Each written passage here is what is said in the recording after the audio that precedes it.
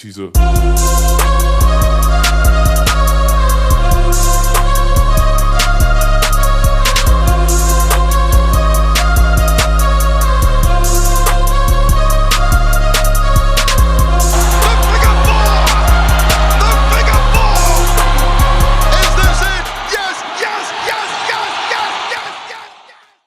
The Combat Cast, Episode 4, featuring Rika, Tinydoll, Ishige. And we are live. Hello and welcome to episode number 4. I'm joined here with a super special guest, someone who is leading the way in women's mixed martial arts in Thailand and Asia, Miss Rika, Tinydoll, Ishige. Hello Rika, welcome to the Combat Cast. Yeah, thank you for having me. My pleasure, seriously. Okay, so first and foremost, I want to ask, how did your journey in martial arts begin? Well, for the start one, right? I start to practicing the martial art when I was like 12 years old. Yeah, at that time I was bullied from my senior in the middle school, something like that, and I feel like I have to do something for like a defense or protect myself. So yeah, I went to train. At that time, I trained Aikido and Karate. Yeah. And did you find that learning those martial arts helped you with the bullying? When after I start to train the martial art, I never used that. So yeah, never. So before you started martial arts, you had some bullying. Yeah. But after you start to learn, Yeah. you never had a problem. Not like that, but Not like a bully problem. Yeah, I try to like a defense, not for fighting, but for like try to avoid them and to make me safe. Yeah, something like that. Wow, right. So you were getting bullied at school and you felt like, I have to do something about this. Yes. And you want to feel safe or something. Yes. So you went in and start to learn Aikido and Karate. Yeah. Right. So that was where your journey began. And then from there, how did it continue? How many years did you do Karate and Aikido for? About a few years. After that, I stopped for a long time, really long time, like 10 years. Right. And I got back into martial art way like when I was 25 years old. Right. Yeah, at that time I work in the office. Yeah, like everyone, office lady, and I feel like tired. I feel the work make me like drain energy, something like that. So I wanna do some workout. Then I got back to karate. Karate. What type of karate were you doing? It's a Kyokushin karate. Oh, that's a good one. Yeah. So when they compete, for those that don't know Kyokushin, when you compete, they normally use like bare knuckle, right? And like kick the body, but don't punch the head, right? Yeah. Kick body, head, everything, knee, head, yes. but can't punch head. Yes. And bare knuckle. Yeah. Wow, that's a badass one. But I never competing before. Yeah. You never competed? No, that's okay though. But even just training is quite tough. Yeah. They condition your body a lot, you know, in Kyokushin. Yes. Actually, the Kyokushin I trained when I was 12, but when I back to karate when I was 25, I trained like a normal one. Oh, normal style. Yeah, like I don't remember the name. That's okay. Yeah. So how important do you think it is for younger people to learn martial arts, especially if they're being bullied? Like how empowering did you find it?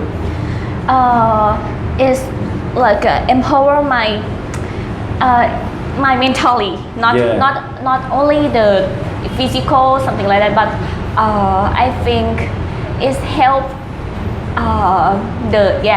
your mindset. Mindset and I feel like I am not fear to fight if they come to like teasing me, something like that, or come to bully me. But yeah, actually I never use it. Right. Yeah. So, and that's a really kind of like a common theme. People often think like if you do martial arts, that what's going to happen is you're going to end up, getting into these fights and stuff. I think a lot of old school parents, they think like, oh, if you learn how to fight, you're going to like go and beat people up. But it's actually the opposite, right? And you're a pretty good example. Before that, you're like getting bullied, and then maybe like could have a fight or something, but then you start to learn, and then no fight. Yeah, it's weird, and I think because I can like I know how to avoid the situation. Situation. But you're also not scared either, are you? And I think that's a big one, like not being afraid. Like being confident in your ability. More confidence. Nice. Okay, so when was your first fight? Like your actual first fight ever? So now we're skipping forward to like you've been training 25 or something, and you start to fight. When was your first fight? Amateur or professional? Amateur. I fought in MMA. The first one like 3 years ago. I think this week is like a 3 years anniversary for my first debut. Really? Yeah. Oh wow. That's special. Yeah, so my first MMA fight, I feel like actually I feel nothing. Same like in professional. I think my cons is I feel like I have to chill. To relax for the fight. So maybe you might say that would be like a weakness of yours. That you're too relaxed. Going into a big fight. Yes. So how did the fight actually go? The first fight, your amateur one. How was that? Fight, I won by armbar. Won by armbar. And what was the girl that you were fighting like? What was her style? What was she like? She used to fight a few times in Muay Thai. But she not good much at ground. So I like. I'm not sure, like kick the leg and she shake and I kick her head, then I go to grab her and take her down and try to ground and pound, then armbar. It's finished in like 2 minutes. Wow, damn, that's an impressive first fight. So from there, did 1FC see your fight? Yes. Right, and then they just gave you a contract straight away. Right. Amazing. So for those that don't know, if you've been living under a rock, Rika actually fights on a promotion called 1FC, which is, for most people out there will be familiar with it. It is one of the top promotions in Asia. Rika fights on that show. She's one of their big superstars here in Thailand and abroad in Asia. And she's had 7 fights now on that show, right? Right. Yeah, cool. So they just gave you that contract like straight out. Yeah, wow. Nice. So you must have done something right there. Okay, so just moving forward a little bit.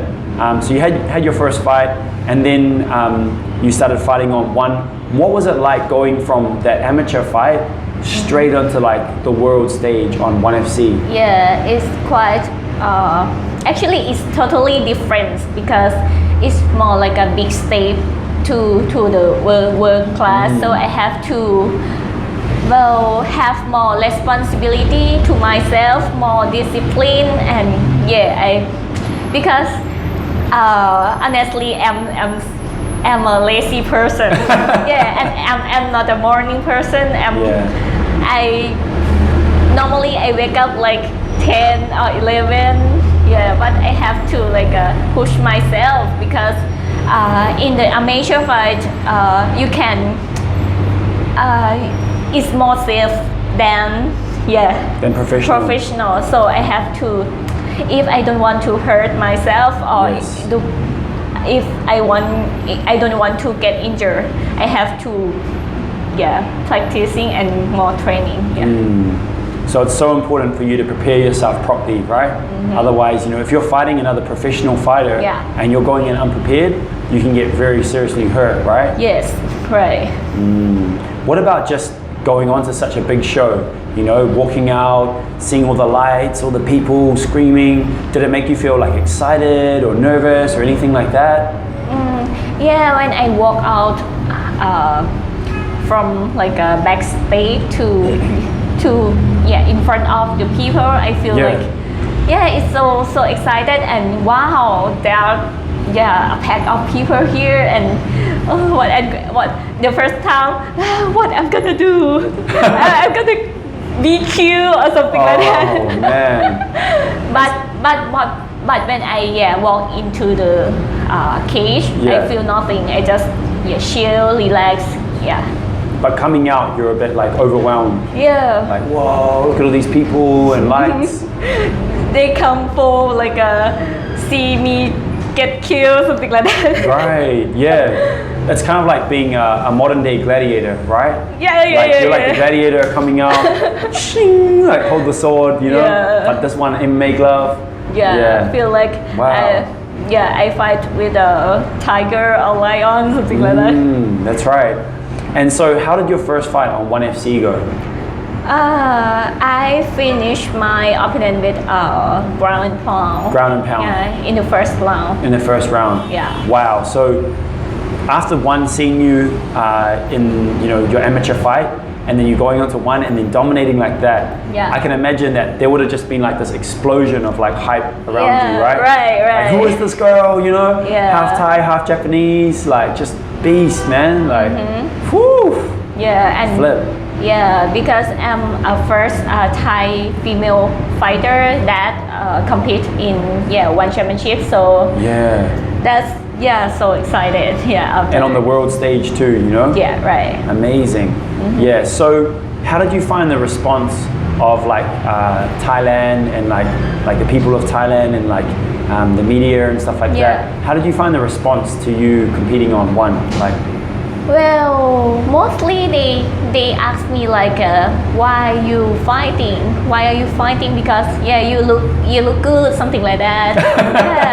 And why don't you like do another sport, another career? I said like, so what? It's not depends on how you look like, but it depends on how you like hard work or try to like get better in this career, so everyone can fight, you know. How you perform is more important than how you just look, right? Yes. Wow, interesting. So that was the first response you got. Why are you fighting? You know, you look good. Like, you know, why don't you do something else? Interesting. So what about now? Do people still ask you that, or not so much? Not so much. Do you think that they've more accepted that you want to fight and that you're a fighter? Yes, finally. Cool, man. Wow. Okay, so what I want to ask you next is just on the topic of women's MMA, you know, as I mentioned before at the beginning, you're like a pioneer for women's mixed martial arts in Thailand. You know, you're leading the charge. And obviously Shannon is too, right? You know? So for those that don't know, Shannon is Rika's boyfriend and training partner and so Shannon and Rika are two good examples of Thai MMA fighters that are kind of like leading the way, but even more so with you, because we already have a lot of male Thai fighters in general, not mixed martial artists, but Thai fighters. But now you're pioneering the way or paving the way for a lot of women to follow your pathway. Yes. So how do you see, or where do you see the future of women's MMA in Thailand? I think in Thailand there are not much female fighter, especially in MMA. But I believe that is gonna like slowly grow up and growing up. And in the future, I think the Muay Thai girl, if they understand about the style, about the rules of MMA, I think it's gonna be a good way to come to like involve from Muay Thai to MMA. Because in Thailand they are like like 1,000 or 2,000 Muay Thai gym, right? Yeah. Or more than for that. sure. Yeah. I don't Easily. know. Yeah. They can like train Muay Thai, and after that like a switch. Yeah. Switch to MMA. Yeah, to MMA is easier, and yeah, I can say MMA is pay much A lot higher. Yeah, a lot higher more than Muay Thai. So yeah, if they like understand and wanna get involved to MMA, I will support them. Right. Oh, that's beautiful, man. That's awesome. Yeah. So I think at the moment there are quite a lot of women Muay Thai fighters. Yeah. Thai women Muay Thai fighters, Yes. right? Yes. There's a lot.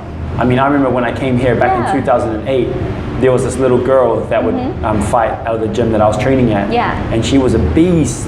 She would beat up all the boys in the gym. She was just a machine. Yeah. And I remember she won 20,000 baht in like a Muay Thai fight. Yeah. You know?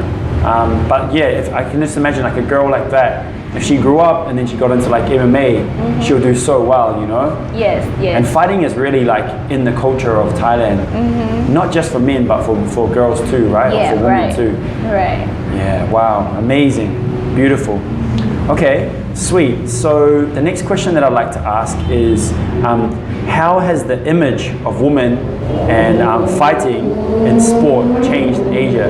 Like before, for a woman to fight, it's not really like looked at positively, right? Yeah. So how do you think it's changed now? I think the viewer or everyone fans of martial art or fan of like a fighting, they like more accept about the women fight, and I think people love to see women fight more than men fight, because I think women fight is more aggressive, something like that. And nowadays women they have like a technique or everything same as men. It's not different at all. So I think now people love to see. Yeah, it's very true. I think like from my experience too, like seeing a lot of women's fights, they are very aggressive. But in the past, when I've seen them, they have lacked the technique. Yes, but now yes. the technique is catching up. Yes. And so it makes it very like, whoa, like when you see two high-level women fighters competing, you know? So yeah, that's amazing, man. That's really cool. How have you found, because you're half Japanese, right? So half Japanese, half Thai. So who's Japanese, mum or dad? Dad. Dad is Japanese and mum is Thai. Yes.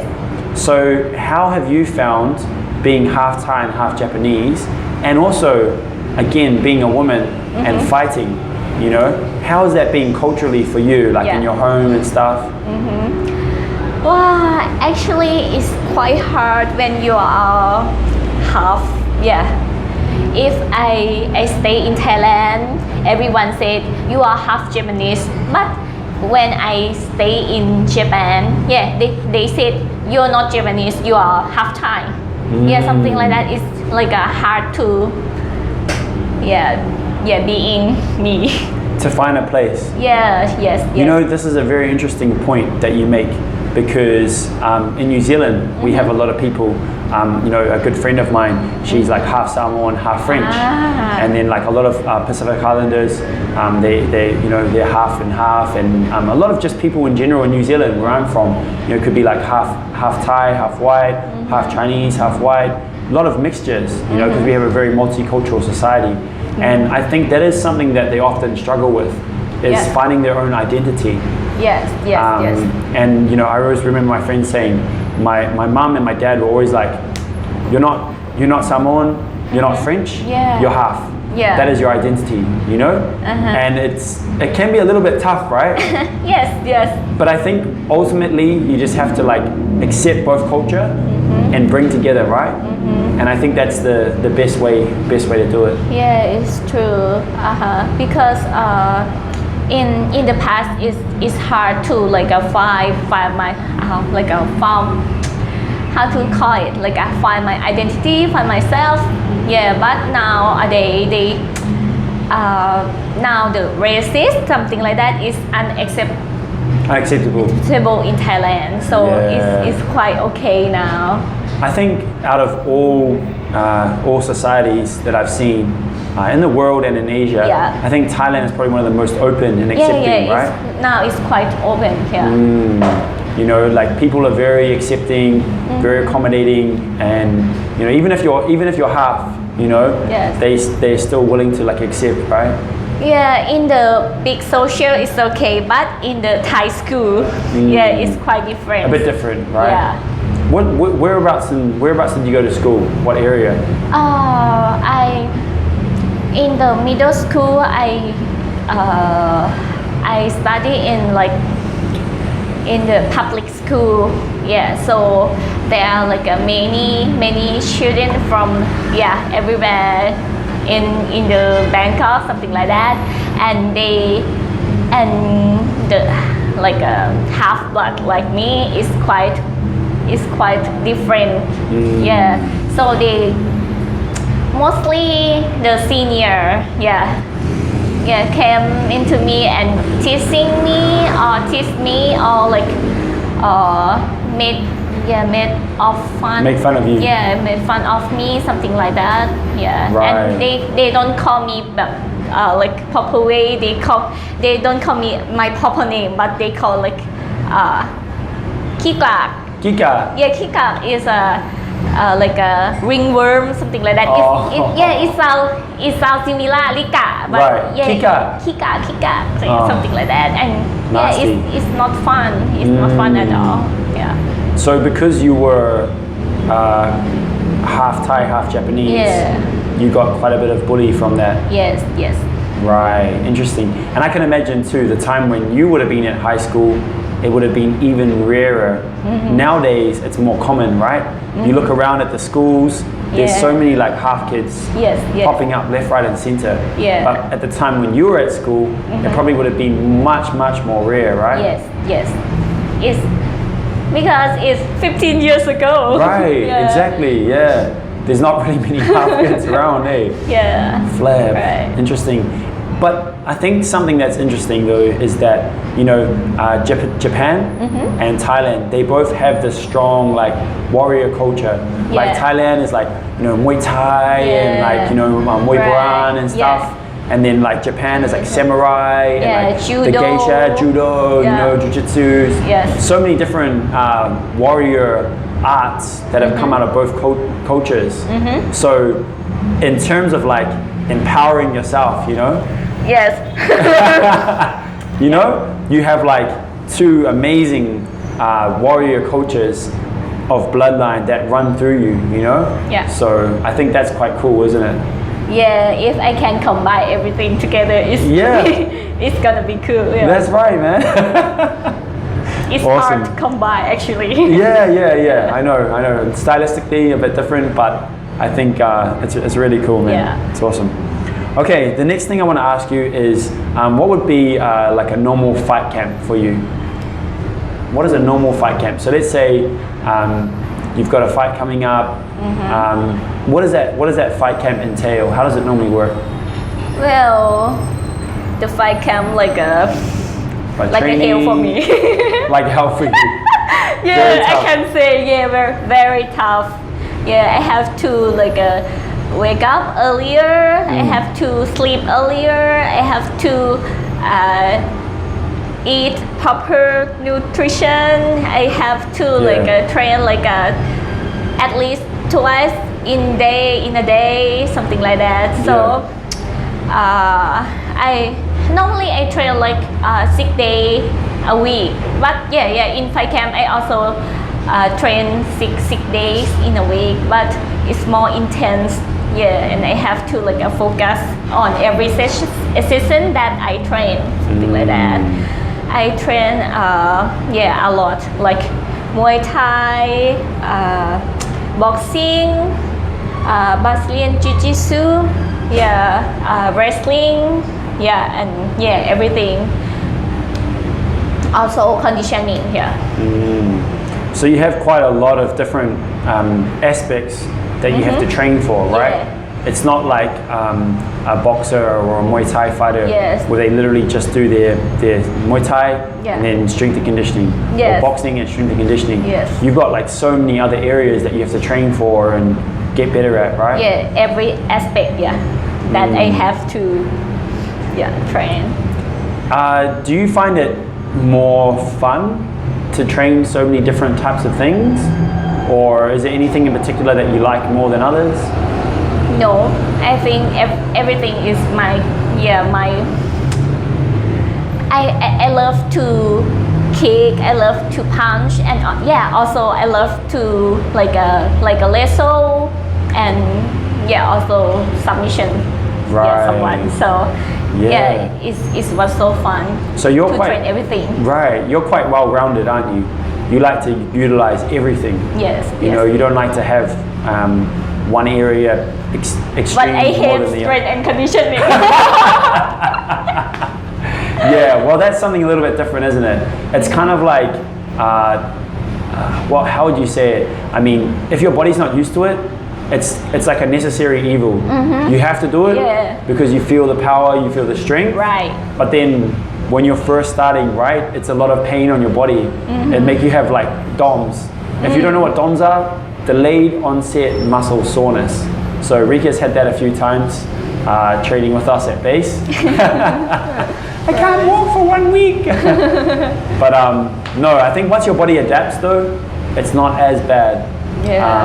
But it's just different though, isn't it, to your skill work and stuff? Yeah, I know. It's like one of the important part in not only the fighting or combat sport, but in any sport. Any sport, right? Yeah. If you look at all the top sports, top athletes, they all have a strength and conditioning program.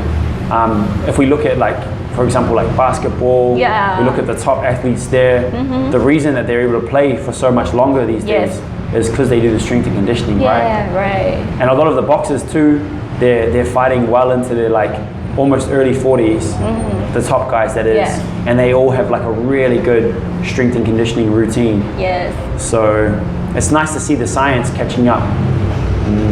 Awesome, man. So that's like a fight camp for you. That's great, man. It's nice. Okay, so the next thing I wanted to ask is, how do you see women's MMA in Asia compared to women's MMA in America, and internationally across the world? You know, it's quite big over there now. You know, obviously we've seen like Ronda Rousey, Holly Holmes, Misha Tate, Amanda Nunes, just to name a few. If we're talking Thais, Michelle Waterson. So we have a lot of fighters. You're good. Don't worry. Yeah. We have a lot of fighters. You got something stuck in your teeth? Yeah. Sorry. That's okay. It's not noticeable. Yeah, keep going. Yeah. So we got a lot of these women's fighters, right? Representing martial arts across Asia. So how do you compare? How different something? How different? Nowadays, I think in Asia or in US it's not that different at all, because in Asia we have like a gym, the good quality gym for training, and now we have internet, right? So we can check, or we can learn something on internet if you have knowledge. You have base knowledge. True. Not like you a new guy and try to search YouTube and try to train if you gonna be a YouTube black belt, you can't use in the real life. Yeah. You know what I mean? I understand. Yeah.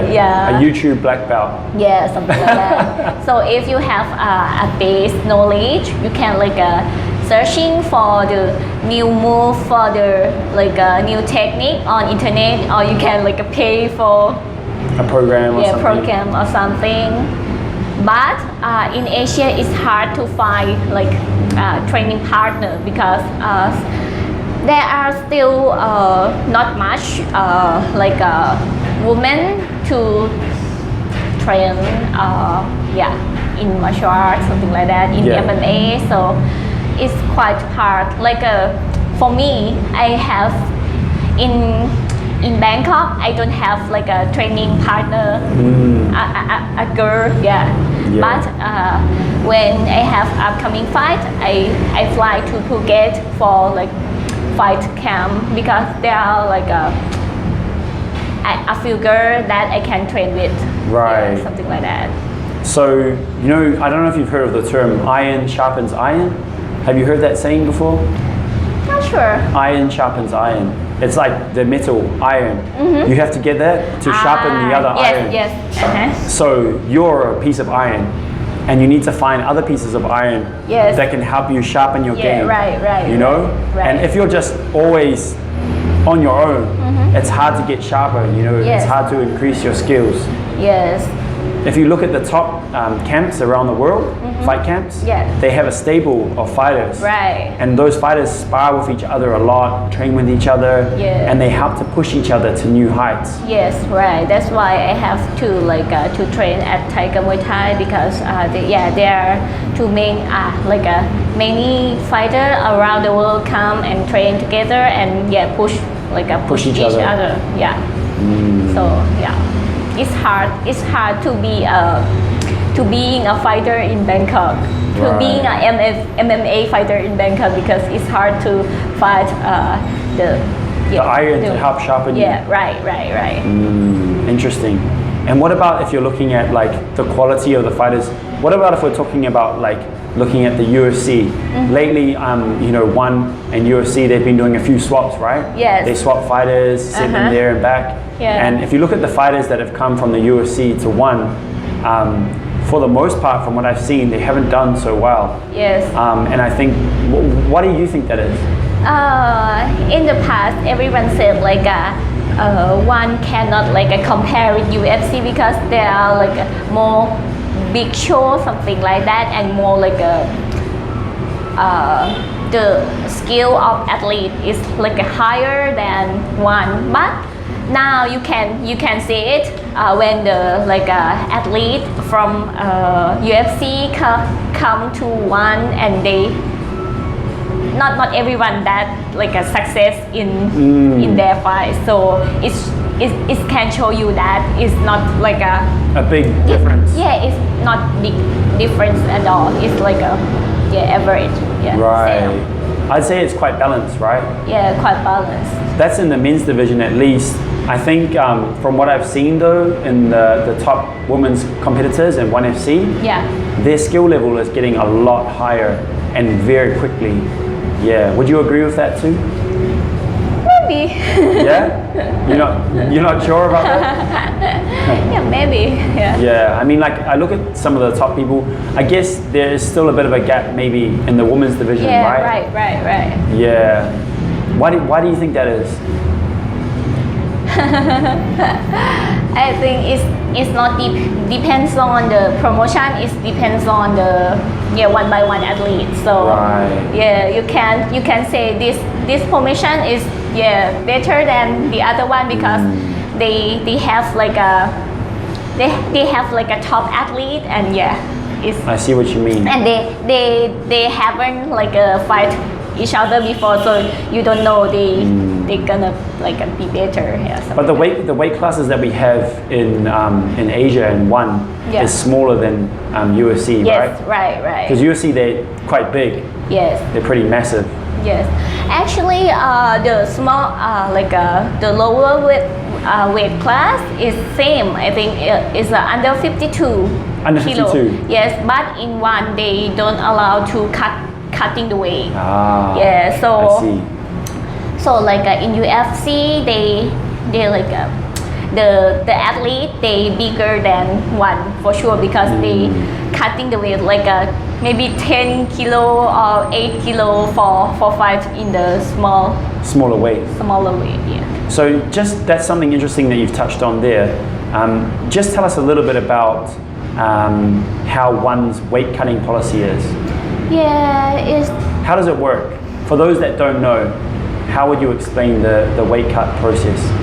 well in every like combat sport, they have like a traditional something like that. It's like a culture for combat sport that you want to fight with a lighter guy, like so you have to cut your the weight weight down. down to the lighter one, but And that's sorry, just pause there 1 second. That's across the board in a lot of combat sports, right? Yes, Like wrestling, yes. jiu-jitsu, just like everything, right? even judo or everything. Yeah. And obviously Muay Thai, boxing, now MMA. Yeah, but in one they concern about the healthy something like that, and they don't want the athlete too tired from cutting the weight, so they have like a policy they don't allow to cutting the weight and you have to hydrate. So not only like a weigh in, they have like a P check, hydration test check for you shouldn't lost the weight, lost the water a sauna or something. If you dehydrate, you cannot pass and you can't fight. So they look at your urine and they test to see how hydrated you are. Yes. Right. And as a sport and as a promotion, how important do you think it is to have these type of policies? I think it's very good because if you say sport is should concern about the healthy of athlete. Right. Yeah. So it's very true. Yeah. It's so good. Yeah. And I think for someone like yourself, I mean, you are pretty much bang on, if not under the weight division's limit, pretty much all the time. Yeah. You're pretty much spot on. So it's quite good for you because it helps to level out the playing field. Girls that are like wanting to cut down to your weight, it's going to be a lot tougher for them. Yeah, right. But for you, you can just be hydrated and normal and then fight fresh. Yes. So that's I guess in that regard it's quite good, right? Okay, cool. The next thing that I wanted to ask is out of all the MMA fighters in the world, can we skipping this question? you want to skip it? Yeah, because Who would be your top 3? You have a lot? Actually, a lot. Okay, you know what? I can pick one. Okay. I can pick 3, so. Okay, let's not limit it to 3. You just say some names of anyone that comes to mind. Actually, I can't say after promotion. Okay, no worries, all good. Okay, what about in 1? Okay, in 1. Yeah. If we have to cut it down. First one, he's a guy, and he's my first idol, something like that. His name Shannon. Did not see that one coming. That one's for you, Shannon. You're her favorite fighter. Yeah, because he is one of my he made me to be a fighter. Yes, and I saw him training. He's one of the hard work guys, something like that. So skip it to the other one. Sure. So the next one, Ongla Insan. Ongla Insan. Yeah, he is a Burmese guy. Yeah, and he's like a 2 division champion. Yeah, MMA champion. Wow. Yeah, he's one of my favorite fighter in the world because he's a nice guy. I met him a few times, and he gave me advice about fighting career and about mentality, something like that. Wow, cool. Because he's so calm when he fights, and he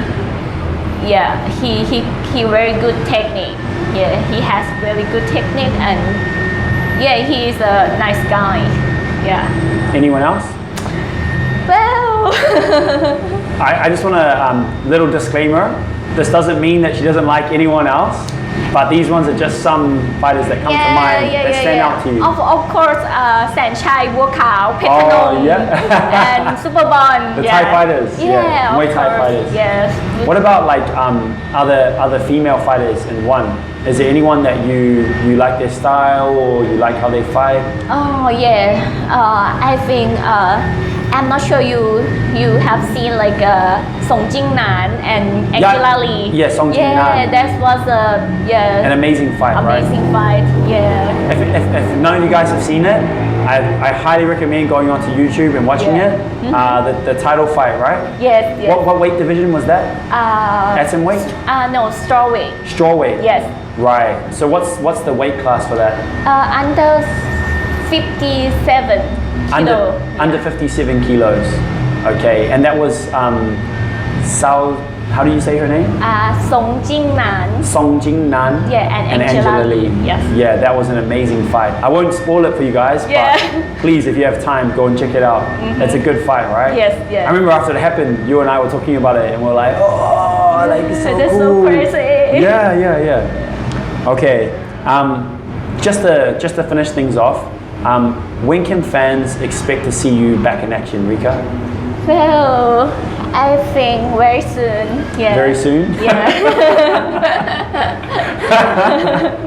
So it wasn't like confirmed yet, but it doesn't confirm yet, but it's very soon, and let's see how it's going, because I have long time after my previous fight. So I have like a quite long time to training, to practicing, to learn something, learn new things, and it's gonna be a. When was your last fight, Rika? How long ago was that? A few months now, right? Maybe 1 month? 1.5 months? I think 3 months already. 3 months already? I'm not sure. Wow. In February. Was it in February? Yeah. Oh wow. You know what? For me personally, from seeing you training and everything like that, I feel like you've improved a lot since then. I think you've gotten a lot better, a lot stronger, a lot more powerful. So I'm very looking forward to seeing you return to action.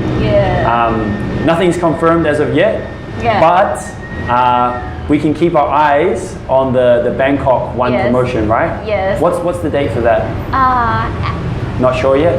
Not sure yet, but in the middle of August. Middle of August? Yeah. Okay, so coming up soon, guys. So keep your eyes peeled. Rika Tinydoll will be back in action before you know it. Yeah. Okay. I'm excited to see you, man. Rika 2.0 coming to you soon. Rika, thank you so much for coming on the Combat Cast today. My pressure. I really appreciate it. My pressure and my pressure. In the same time. So thank you so much. I really appreciate it. Thank you very much. And hope to have you on the show again. Thank you. It was so fun. Hey guys, Steve here. If you like the content, please don't forget to press like and subscribe to stay up to date with the most recent episodes. I'll see you guys on the next one.